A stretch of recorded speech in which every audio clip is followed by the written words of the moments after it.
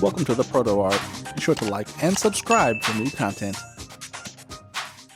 What's up, everybody? Welcome back to the ProtoART. So without further ado, let's dive into this quick overview of using this app called Video to Pick.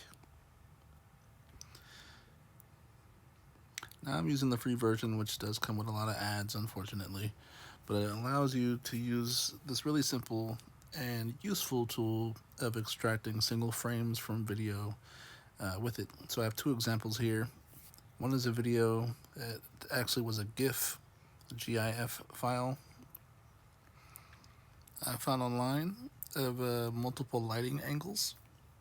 When I choose that video, you have the option of dragging your finger across the bar on the bottom, and you can see it goes to the different frames. Or you can also press the buttons on the left and right that say next frames or pre-frame, and it does the same thing. It goes frame by frame.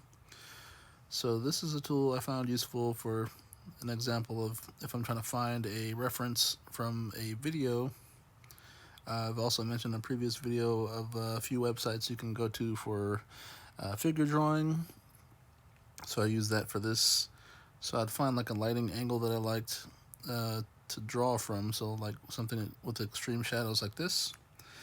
And when I'm satisfied, I just press the little down arrow, and it automatically saves that exact frame to my gallery where I can further manipulate it or use it as a reference. And let me go back to my examples. Second way I would use this is actually when I bought various brushes. So in this exact example here, excuse me, they had this video of a person showing off the various brushes they had on their brush set. There was no explanation of which brushes they're using and the names of it, so I had to go frame by frame using this little app, and by doing that I can see what exact brushes were used, and I can save out the frames, and then I can kind of use that as my guide to knowing how they went about to draw this. So this video was actually them drawing some watercolor art using brushes in ProtoART. So I wanted to know what brushes they actually used. So that's where I use this app as well.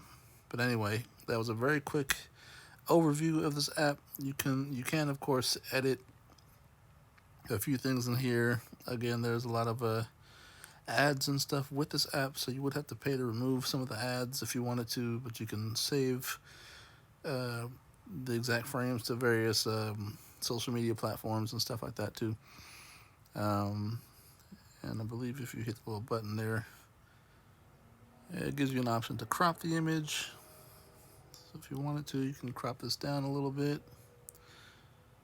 Let's see.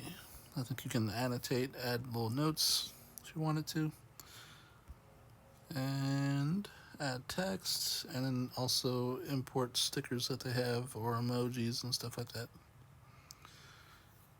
which you can kind of manipulate and move around. But anyway, guys, very quick look at this app here. Hopefully someone will find this useful and you can use it yourself. Alright, be sure to like, subscribe, and I'll talk to you guys soon, and stay safe out there.